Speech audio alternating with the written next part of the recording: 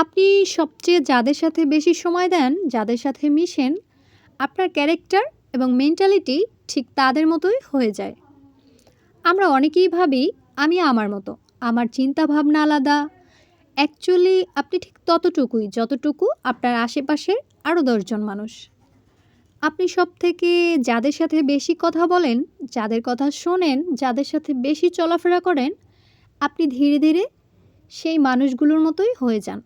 আপনার চারপাশে always lazy, negativity, depressed মানুষগুলো যদি ঘোরাফেরা করে, তাহলে আপনার মধ্যেও ওই জিনিসগুলো ঢুকে যাবে।